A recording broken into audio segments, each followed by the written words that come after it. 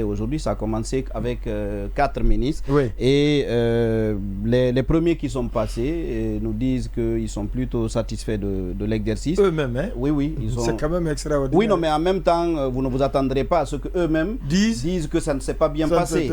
Ce sont les résultats qui vont nous donner. Qui s'attribue 90% déjà. Exactement. Allez-y. Sur les 80, et en tout cas, il a dit sur les 82 activités qui étaient programmées, je pense qu'ils ont réalisé 73. De ceux qui avoisineraient les 90%. Et pour ce qui est du ministre des Affaires étrangères et des Guinéens établis à l'étranger, alors lui, il est sorti plutôt pour expliquer, je pense, quelque chose. Il a voulu dire que c'est pas évident de mesurer les résultats dans son département. Parce que vous savez que tout cela est noté sur 100 points.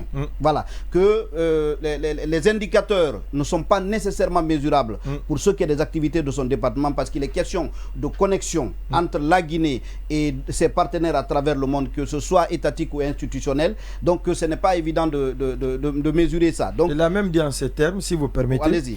Le travail que nous faisons aux affaires étrangères est un travail dématérialisé. Voilà. C'est d'établir des relations saines, conviviales, responsables entre notre pays et le reste du monde. Cette confiance est rétablie aujourd'hui avec nos voisins dans la sous-région et le reste du monde. Oui, maintenant, moi, je ne sais pas si cette précision, dans le cas d'espèce, était nécessaire.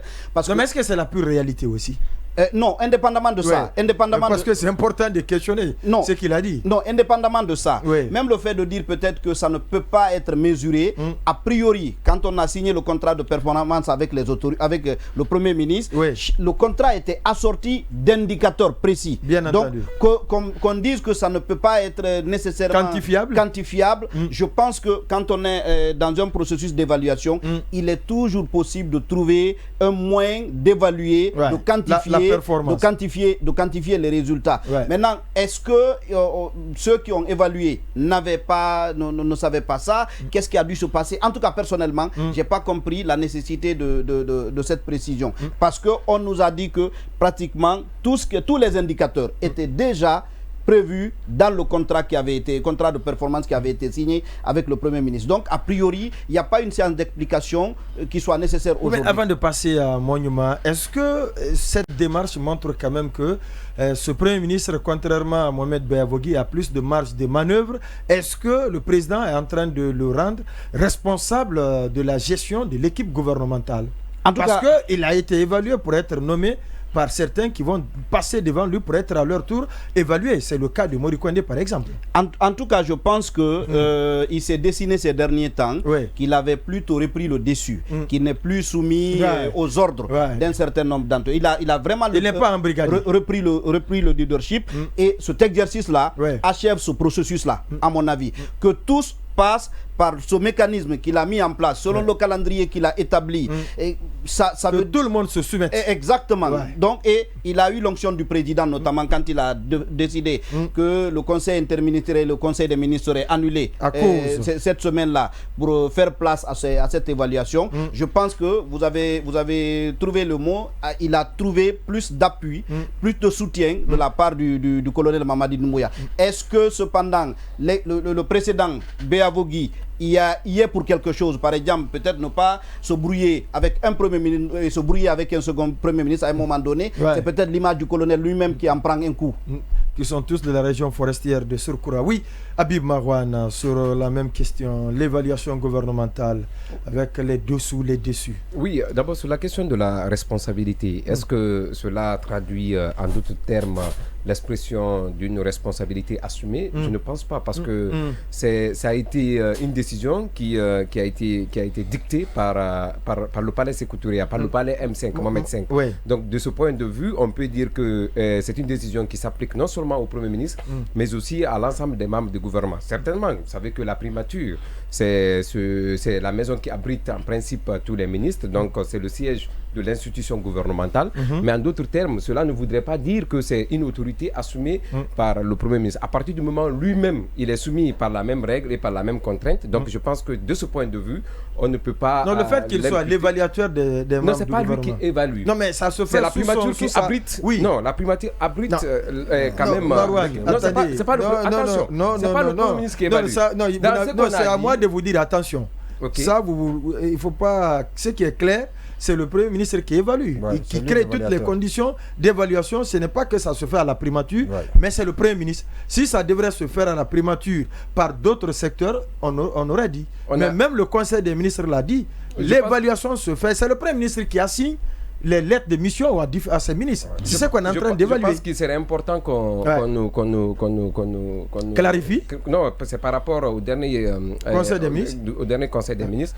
Je pense que les termes étaient clairs. Donc je pense que cette équipe qui a été composée vient non seulement de la présidence et d'équipes de personnes neutres. Je pense que ça peut être sous la coordination du Premier ministre, mais c'est pas lui. Non, attention, les termes ont leur sens. Dire que c'est lui qui évalue. C'est lui qui évalue. C'est lui qui évalue. Alors c'est un échec parce que lui-même, ça c'est votre point de vue. Lui-même, si c'est lui-même c'est une anomalie. Le Premier ministre même est une anomalie dans ce processus. Lui-même c'est un problème. C'est un cas qui doit être analysé. Lui-même son cas doit être analysé. Si c'est vraiment c'est un mal qui corrige un mal, je pense que l'évaluation ici n'est pas question de faire un cours magistral, peut-être que c'est ça. Je parle pas de l'opinion, c'est au-delà de l'opinion. Donc un mal ne peut pas évaluer un mal, c'est impossible. Donc ce que je voudrais dire, il faudrait quand même qu'on soit un peu objectif sur les critères d'évaluation. C'est quoi cette objectivité devrait reposer sur quoi? Essentiellement, c'est d'abord nous à notre niveau, on n'est pas en possession de la feuille de mission qui a été attribuée à chaque ministre. Vous avez vu déjà ce que Guillaume a dit, que sur les 82 points qui lui ont été assignés, qu'il a pu quand même satisfaire aujourd'hui 73 points. Quel est l'élément qui peut nous permettre aujourd'hui d'évaluer le travail qui a été fait? Ça, on n'est pas en possession de la feuille de mission. Ça, c'est un premier handicap. Le second handicap, c'est sur l'équipe même des évaluateurs. Ça aussi, c'est un autre problème parce qu'on sait qu'aujourd'hui, il y a ce qu'on appelle, c'est l'initiation des sacrés. C'est des gens qui se donnent les coups de main, ils sont ensemble, c'est des partenaires du crime. C'est des partenaires du crime. Ça va me surprendre de voir aujourd'hui le contraire sortir de la primature de cette équipe d'évaluation. Et le troisième point, je pense qu'il est le plus essentiel, c'est comment, comme l'a dit un célèbre philosophe, tout ce qui n'est pas quantifiable, tout ce qui n'est pas chiffrable ou mesurable n'existe pas. Alors qu'on dit qu'il y a certains résultats qu'on ne peut pas évaluer, qu'on ne peut pas quantifier. Donc ça, c'est un problème. Donc je pense que oui, c'est évidemment au niveau des affaires étrangères, il y a quand même, il a des acquis. On ne peut pas dire que tout est nul de ce côté. Aujourd'hui, même du fait de sanctionner la Guinée, c'est un acquis aussi pour les affaires étrangères. Je pense qu'il fait de son mieux, comme tous les autres. Mais on ne peut pas s'appuyer sur un seul élément pour apprécier ou pour généraliser tout le résultat d'un ministre. Donc il faudrait qu'on soit très objectif sur les critères. Oui, il y a 10 critères. Oui, sur les critères, les 10 critères, il faudrait... Est-ce que ces 10 critères même sont objectifs? C'est une question qui reste à poser. Mais le plus important, comme on le dit, aujourd'hui, je pense que nul n'a besoin de publicité pour dire aux gens ce qu'il a fait. Les résultats, quand même, devraient être aujourd'hui visibles sur le terrain. Devraient parler d'eux-mêmes. Parler d'eux-mêmes. Oui, Lamine Monument, si assez de bruit pour peu d'actes. Oui. Non, à l'intention de ceux qui doutent encore que c'est le Premier ministre qui évalue, c'est ce communiqué du Conseil des ministres du gouvernement en date du 24 juin 2023, aujourd'hui, voilà, donc qui a été publié aujourd'hui, qui dit que comme annoncé en Conseil des ministres du jeudi 20 juin 2023, l'évaluation à mi-parcours de la performance des ministères sectoriels a bel et bien débuté ce lundi à la primature. Le comité d'évaluation est présidé par le Premier ministre. Dr Berago. Voilà, donc c'est le Premier ministre qui est l'évaluateur. Donc ça ne pouvait d'ailleurs pas se passer autrement. C'est lui qui est responsable du gouvernement devant le président. Je vois mal comment certains vont se passer devant le Premier ministre. Certains ministres, je veux dire. Je vous donne tout de suite la parole. On sait qu'il y a des soucis. Non, c'est intéressant là, ce qu'il soulève Ndoye. Mais je vais... Lamine Monument va terminer. Oui, d'accord. Oui, mais ce qu'il lit, ça a du sens. Les rapports difficiles. Exactement. Oui, allez-y. Il va revenir sur ça. Certainement, il en sait beaucoup. Allez-y. On va voir quels sont les ministres qui vont désobéir à la directive. Qui vont refuser de se présenter devant le Premier ministre pour se soumettre. Ils vont ravaler leur fierté et venir. Voilà, donc... mais après, le dessous de cela, ils peuvent venir se présenter, mais les conséquences qui vont en découler après, on sait que c'est une question après de maintenant, les conséquences, c'est le colonel qui les tirera. Ça, c'est autre chose. Parce que les résultats sont destinés c'est pour le colonel, c'est pour son appréciation. C'est lui qui nomme, c'est lui qui doit limoger. Alors, donc, je dis bien que cette évaluation, elle est présidée par le Premier ministre. Et ça se passe à la primature. L'évaluation, elle doit à mi-parcours des ministres. Ça veut dire, je ne sais pas quel est le mandat et qu'est-ce qui avait été dit au ministre quand on les nommait. Est-ce qu'il leur a été dit qu'il devait rester pour un temps bien déterminé? Parce que quand on parle de l'évaluation à mi-parcours, c'est comme si on leur avait assigné des objectifs dans un temps bien précis. Ouais. Maintenant, ce temps n'est pas arrivé et donc on procède à leur évaluation. Ça c'est le premier constat que je fais, la première remarque que je fais. Et deuxièmement, les ministres, je dis bien que l'évaluation, ça se passe tout le temps.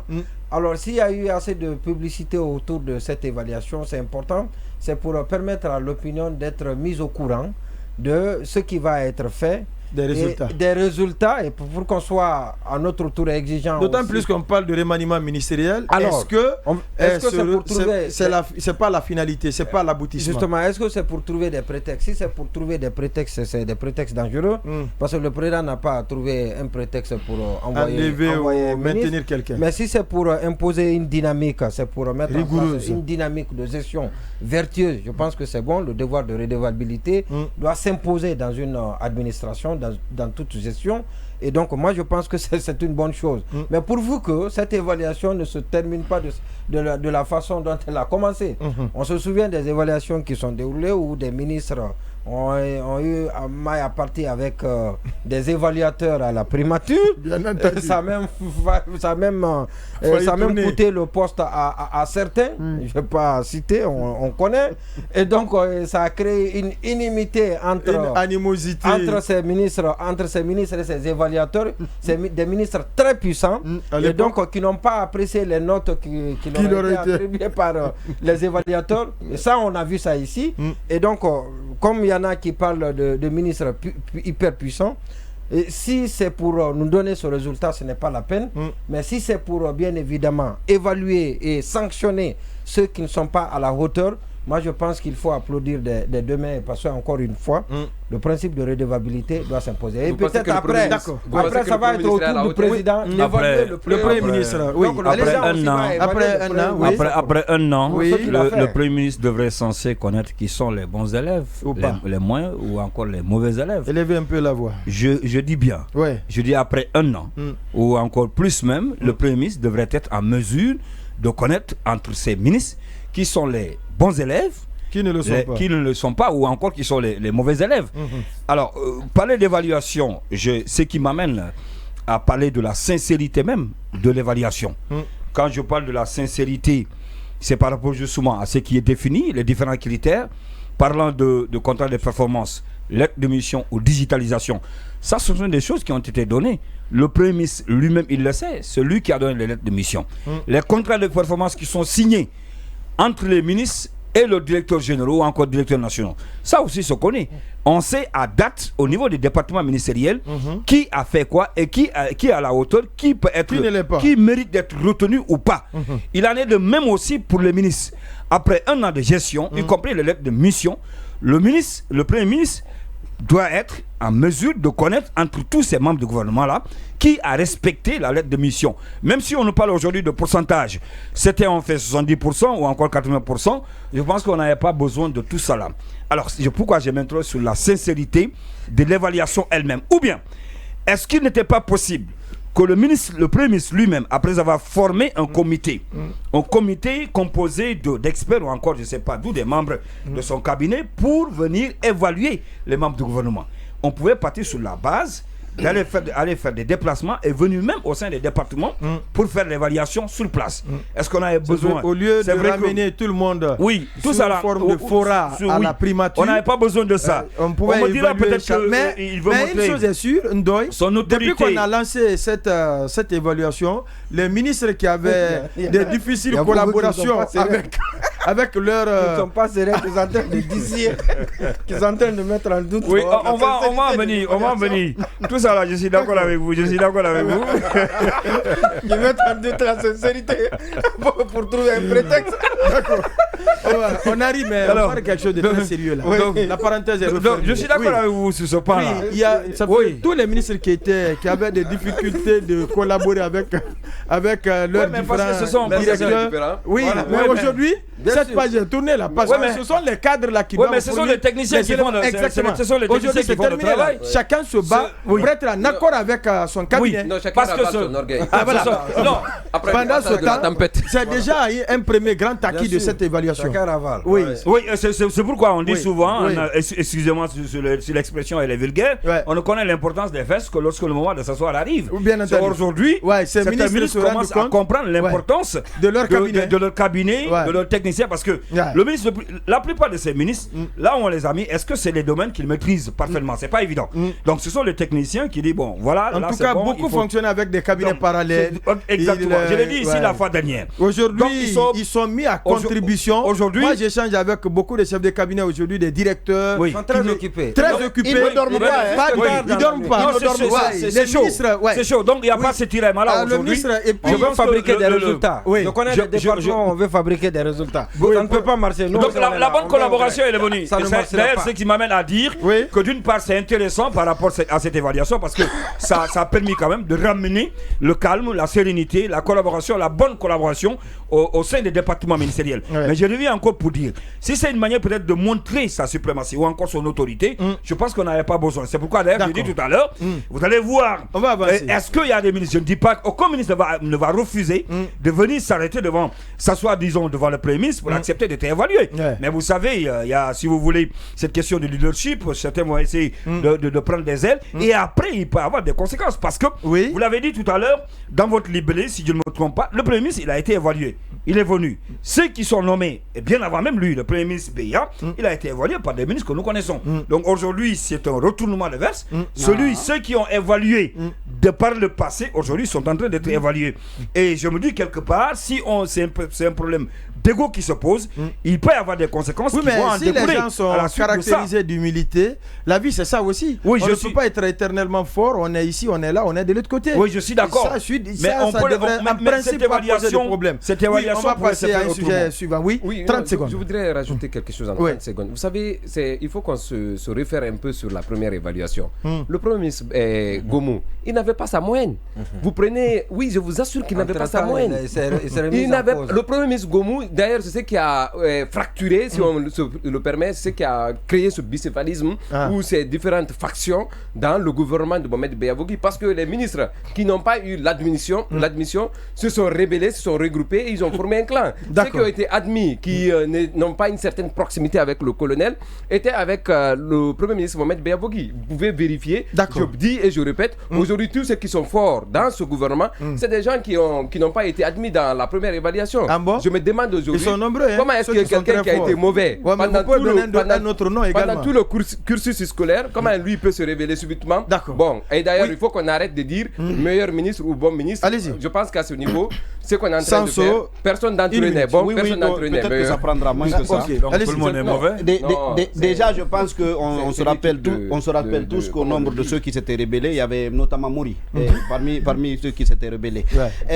Maintenant, Marouane, vous avalisez? En tout cas, tous ceux qui sont rebellés contre Beya n'ont pas eu la moyenne. D'accord. Ça, je valide. D'accord. Je ne sais pas si Mouri fait partie. Mais non, il s'était rebellé en tout cas. Alors, il s'était rebellé. En tout cas, tous ceux qui sont rebellés n'ont pas eu la moyenne. Je ne pense pas que Mouri fasse partie. En tout cas, je me rappelle quand même ceux qui ont changé leur profil, leur story. Non, il en faisait partie. Non, à l'époque de Beya, Mouri n'était pas mauvais. Ça, je peux vous assurer. Non, je ne dis pas qu'il était mauvais, je dis qu'il s'était rebellé. C'est maintenant, il n'est plus bon. Bon, certainement, ça dépend de la vision. D'accord. Non, en fait, c'est sur la sincérité. Oui, sur la sincérité des évaluateurs, comme il le disait tout à l'heure. Je pense qu'a priori, on ne peut pas faire ce reproche-là à ce comité d'évaluation. Parce que c'est un comité à l'intérieur duquel vous avez un représentant de la présidence. Je ne sais pas si la primature peut manipuler quelqu'un qui vient de la présidence.